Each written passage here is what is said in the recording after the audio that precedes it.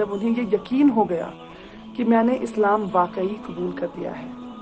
जैसा कि मैंने आपको पहले वीडियो में बताया कि अक्टूबर मंथ में मैंने अपने पापा को SMS के थ्रू बता दिया था कि मैं इस्लाम कबूल कर चुकी हूँ। पहले मेरे पापा ने ये एक्सेप्ट नहीं किया, मेरे फादर साहब ने ये माना ही नहीं। उनको लगा शायद ये इन्फ्लुएंस है, असर थोड़ा बहुत होता है, जो आप रेगुलरली जो आप देखते हैं सुनते हैं, जिस माहौल में रहते हैं थोड़ा सा असर हो जाता है, तो शायद ये वो असर हुआ है इस पे।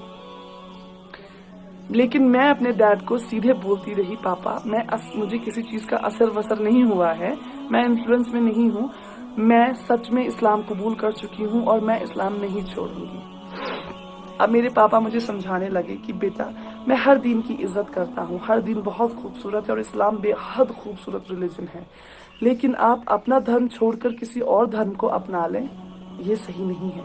आप अच्छी बातें उठाएं इस्लाम से, अपनाएं अपनी जिंदगी में, लेकिन पूरी तरह मुसलमान ना बन जाए। मैं अपने पापा से कहती रही, नहीं मुझे इस्लाम में ही रहना है पापा, मैं इस्लाम नहीं छोड़ूंगी चाहे कुछ भी हो जाए। 12 अक्टूबर 2012 जो मेरे पापा के साथ आखिरी बात हुई है, माफ कीजिएगा अगर थोड़ा बहुत रो दूंगी मैं, क्योंकि जब भी इस बारे में बात करती हूँ, जब भी याद आता है, क्योंकि मेरे पापा और मैं बहुत मजबूत रिश्ता होता है बेटी और फादर का। खासकर बेटियां अपने फादर से ज्यादा लगाव रखती हैं, मेरे साथ भी कुछ वैसा ही था। तो 12 अक्टूबर 2012 को पापा ने मुझसे कहा, बेटा वापस आ जाइए, छोड़ दीजिए इस्लाम। और मेरा जवाब यही था कि पापा मैं आपसे कहती हूँ, आप पढ़िए इस्लाम, सिर्फ कुरान पढ़ लेने से नहीं, उसे समझने से, दिल से समझने से। उस नफरत से ना समझें कि इस्लाम ने मेरी बेटी को ले लिया, नहीं, पढ़ें कि इसमें ऐसा क्या था कि मेरी बेटी सब कुछ छोड़ने को तैयार है इस्लाम की खातिर। पापा ने आखिरी सवाल किया मुझसे, क्या ये आपका आखिरी फैसला है? मैंने कहा, जी पापा ये मेरा आखिरी फैसला है, मैं इस्लाम नहीं छोड़ूंगी। और मेरे पापा ने फोन काट दिया। अगले दिन बहन से फोन आया और पता चला कि जैसे ही पापा ने पिछले दिन मुझसे बात करने के बाद फोन काटा, पापा जमीन पे गिर पड़े हैं। पापा को हॉस्पिटल लिया गया है, पापा एडमिट रहे हैं वहां। 1 साल तक मेरे पापा ने कुछ खाया नहीं, कुछ पिया नहीं, ग्लूकोज पे रहे हैं वो। न जाने अल्लाह की क्या रहमत थी, अल्हम्दुलिल्लाह वो जिंदा रहे। और 1 साल पूरा किसी से बात नहीं की उन्होंने, किसी से भी बात नहीं। यहाँ तक कि जो उनकी हमसफर मेरी माँ है, उनसे भी कुछ नहीं कहा। वो सिर्फ मेरा नाम लेते थे और जैसे ही मेरा नाम लेते थे उनकी आंखों से आंसू गिरते थे। मेरी माँ मुझे मनाती रही, बहुत मनाती रही। मेरा भाई रोता रहा, गिड़गिड़ाता रहा मेरे सामने नहीं फोन पर, और कहता रहा, दीदी मैं अपनी पगड़ी उतार के तुम्हारे पैरों पे रखता हूँ, हमें कत्ल नहीं करो, वापस आ जाओ। मैं जवाब कुछ नहीं दे पाती थी, मैं सिर्फ रोती थी, दिन रात रोती थी। और इससे पापा को पता चलने के बाद, पापा ही वो थे जो कमाते थे घर में, मेरे पैसे जो पापा मम्मा मुझे खर्चा भेजते थे वो बंद कर दिया गया। आप सोचे, इतना बड़ा शहर बेंगलुरु, उसमें मैं एक अकेली लड़की, और पैसे बंद कर दिए घर वालों ने। न खाने को पैसे हैं, ना जिस कमरे में रहती हूँ वहां पे करने के लिए रेंट। आखिरकार धीरे धीरे बहन ने बात बंद की, भाई ने बात बंद की, माँ कोशिश में लगी रही कि शायद ये मेरी बात मान जाएगी और वापस आ जाएगी। माँ ने भी बात बंद कर दी जून 2013 में। माँ थक गई कोशिश करते करते कि ये वापस नहीं आएगी, ये नहीं छोड़ेगी इस्लाम। माँ ने कहा, जो भी बात आपको करनी है यहाँ आकर करें, जो भी आपको कहना या सुनना है यहाँ आके सामने करें, फोन पे आज के बाद कोई बात नहीं होगी।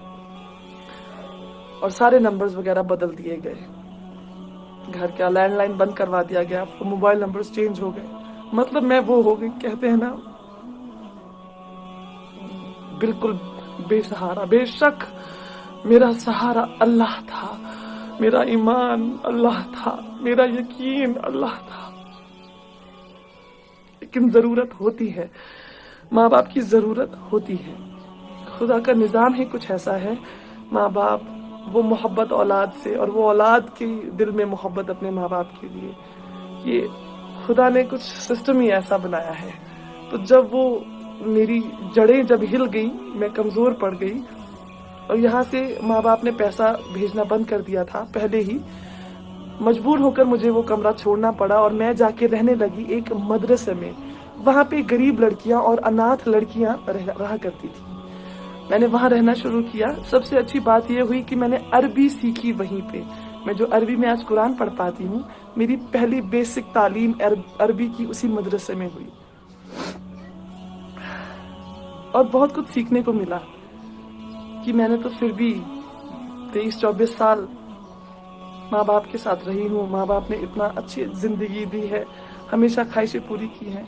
वहाँ वो बच्चियाँ थी मदरसे में जिन्होंने बचपन से अपने माँ बाप को खोया है, कोई नहीं है उनका सिवाय अल्लाह के।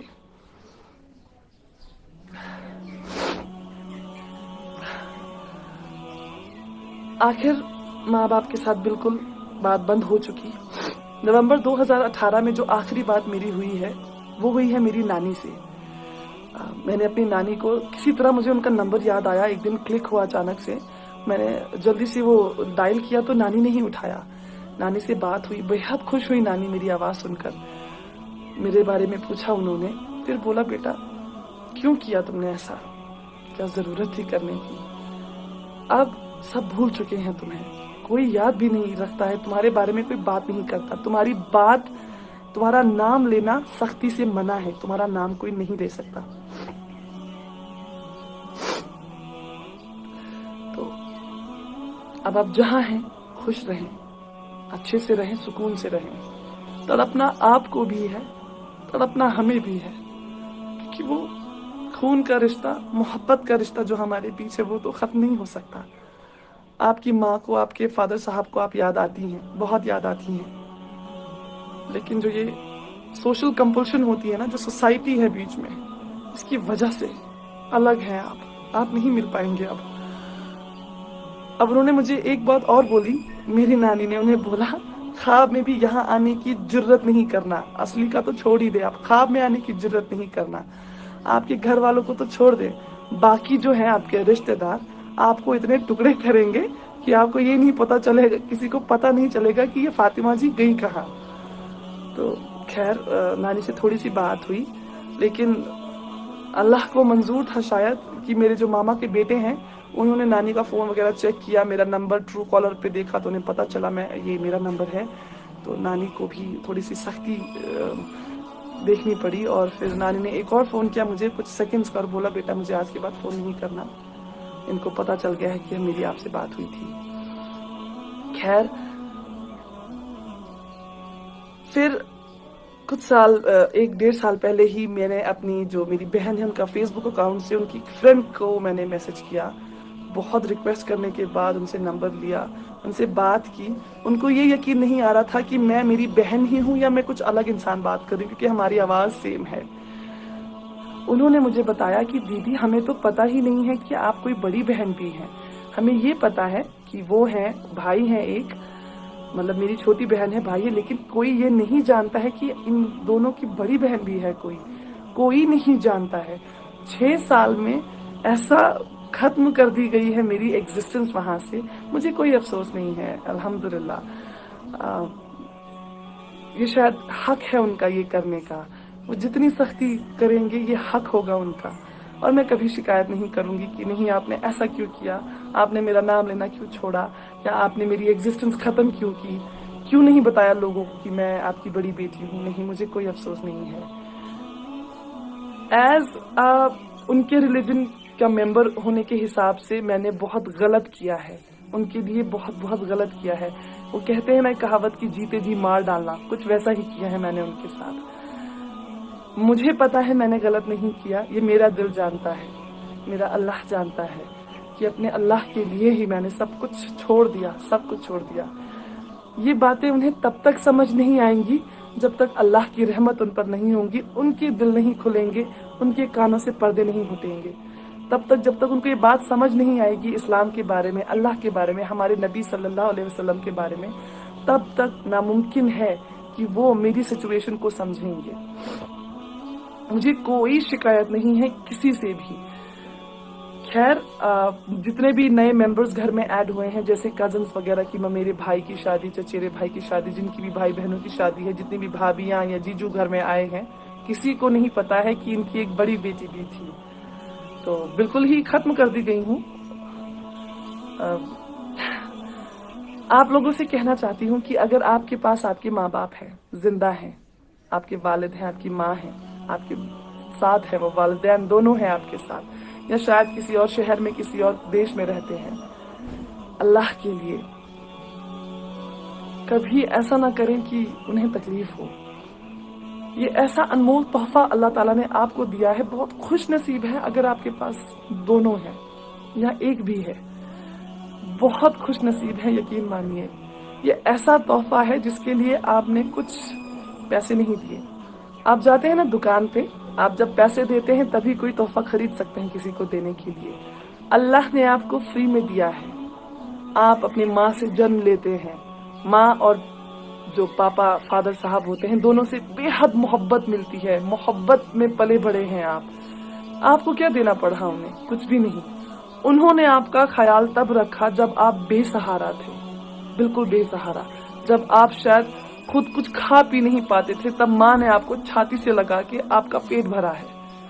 جب آپ کو چلنا نہیں آتا تھا، آپ کے فادر صاحب نے آپ کی انگلی پکڑ کے گر گر کے چلنا سکھایا ہے.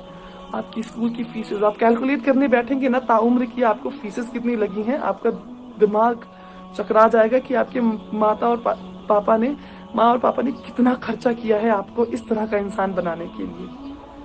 تو اگر آپ کے ماں باپ آپ کے پاس ہیں، قریب ہیں، تھوڑے دور بھی ہیں، خدا کے لیے انہیں بتائیں کہ آپ ان سے کتنی محبت کرتے ہیں. انہیں بتائیں کہ وہ کتنا اہم حصہ ہے آپ کی زندگی کا. اگر وہ دور ہو گئے آپ سے، دوبارہ آپ کو موقع کبھی نہیں ملے گا انہیں یہ بتانے کا. تو جب تک جان ہے بتا دیجیے، جب تک یہ سانسیں چل رہی ہیں انہیں احساس کروا دیجیے. اسلام میں سنا ہے کہ جنت ماں کے پیروں کے نیچے ہے. جس جنت کے لیے ہم طلب رکھتے ہیں، سارے رمضان ہم نے یہی دعا مانگی ہے کہ یا اللہ جہنم سے دور رکھنا اور جنت میں جگہ دینا. یا اللہ جنت میں جگہ دیجیے گا. وہ جنت ماں کے پیروں کے نیچے ہے. ذرا ان پیروں کو چوم کر دیکھیے، ذرا اس ماں کے ہاتھوں کو چوم کر دیکھیے، ذرا ان کی دعائیں لے کر دیکھیے، آپ کو جنت مل جائے گی. اور جنت کا دروازہ آپ کے والد صاحب، آپ کے فادر صاحب. جب تک جنت کا دروازہ نہیں کھلے گا آپ اندر داخل نہیں ہو سکیں گے. تو دونوں ہی بہت اہم ہیں، بہت ضروری ہیں. قدر کیجئے اس تحفے کی جو آپ کو بنا کچھ پے کیے بغیر ملا ہے. قدر کیجئے اس تحفے کی جنہوں نے تاعمر آپ کا خیال رکھا ہے اور آپ سے ویسی ہی محبت کری ہے. جس دن سے آپ پیدا ہوئے ہیں وہی محبت وہ آخر سانس تک آپ سے کرتے ہیں.